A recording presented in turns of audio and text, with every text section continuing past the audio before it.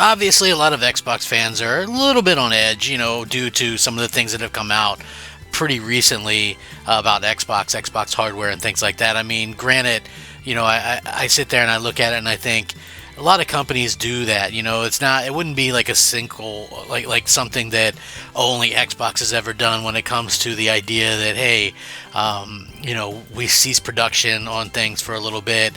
We're going to try and wait for things to pick up. And the reason why you would do this, Microsoft, a multi-trillion-dollar company, let's say they have 2 million Xboxes sitting on shelves. Why continue to make Xboxes if nobody's buying them? Burn off some stock first, right?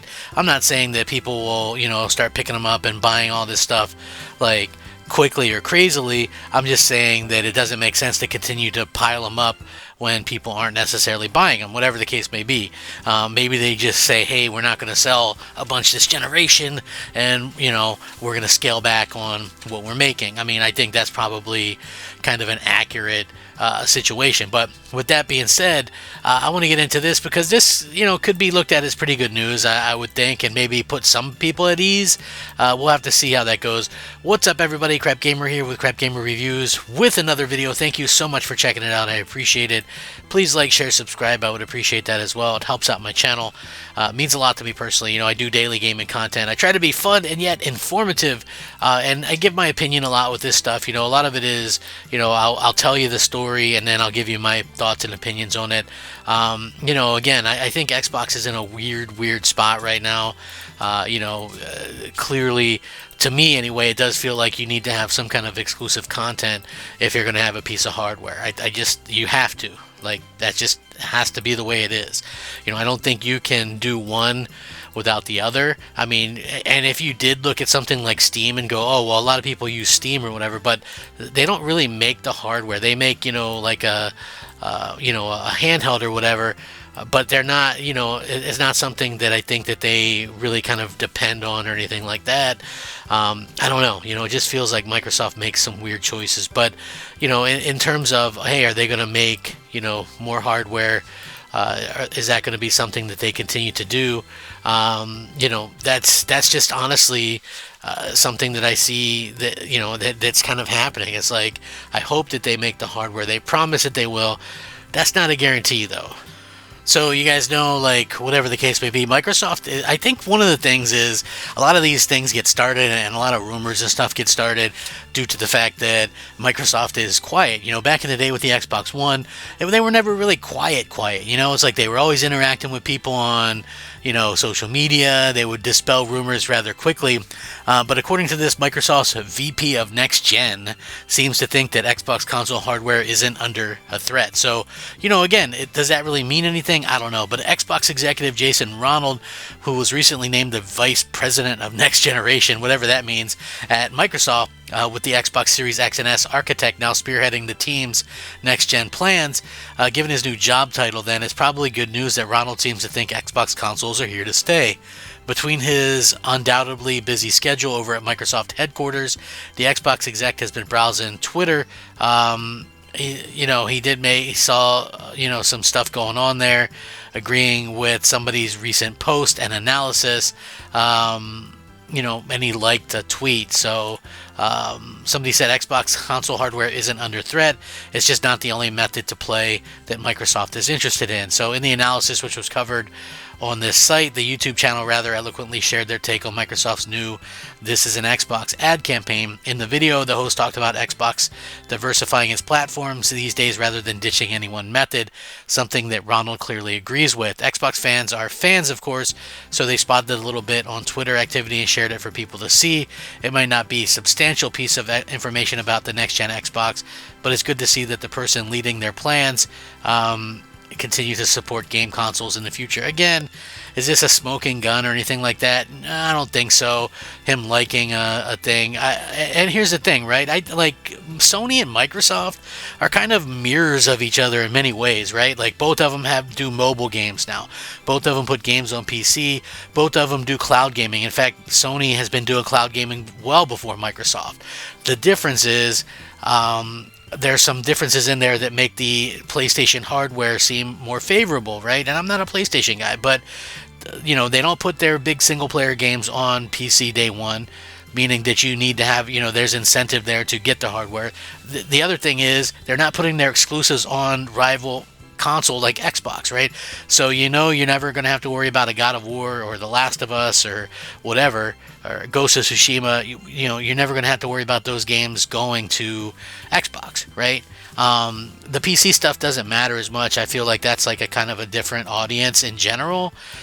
So that's something, obviously that is not really as important. They're going to do the multiplayer stuff on PC as well, which, that makes sense. But, Sony doesn't make their console owners feel bad about buying their consoles. It's like Microsoft literally runs ad campaigns like, don't buy our Xbox. You know what I mean? Like, I think that's like, could you imagine, McDonald's running an ad campaign saying, a Whopper is a McDouble, right? Like, it really wouldn't make sense. I honestly think, that's something that we see that happens, and we kind of just question this stuff, and we go, what's the future going to be like? What's the future going to be like for these companies? I think things obviously are going to change somewhat, but I don't think they were changing that much to where the way that Microsoft tries to lead people on to believe, and you have to be wary of stuff like that. Right? The reason why you have to be wary is because the losing team, the one that's in last place and doing theoretically the worst, Microsoft, they're the ones saying gaming is changing. It's the exclusives don't matter. But then you have rumors of Sony buying the next Batman Arkham game to be exclusive to PlayStation, right? They bought Silent Hill 2 remake timed exclusivity. They were buying Final Fantasy timed exclusivity. They were doing all these different things while Microsoft is sitting there going, exclusives don't matter anymore. And of course Nintendo, they're all about the exclusives. So, we have this situation where this stuff is happening, and it just doesn't make sense not to kind of point it out and go, hey, well, this company isn't exactly on the up and up with some of this stuff. It's a real shame that, this is something that is happening. And listen, I hope that there is a next Xbox, but guess what? It's not really going to matter in terms of, hey, is there a next Xbox or whatever, if they don't have some kind of catch there, some kind of hook to draw people in. You got to have something there that's going to, entice people to, want to play the Xbox and to buy an Xbox, and it has to be something that really gets people,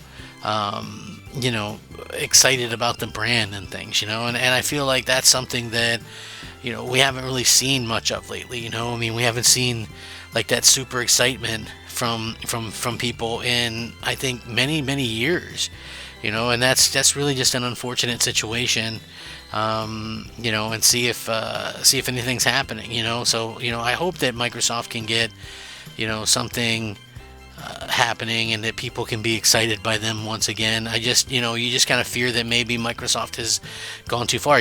Like, look, I'm a gamer. I've been gaming since the 1980s, and you see some parallels. Like, I happen to see some parallels with Xbox, right?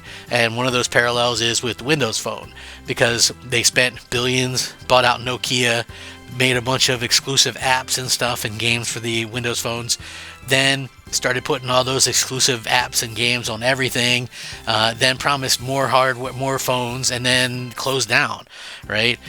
It's not out of the realm of possibility that they would do that.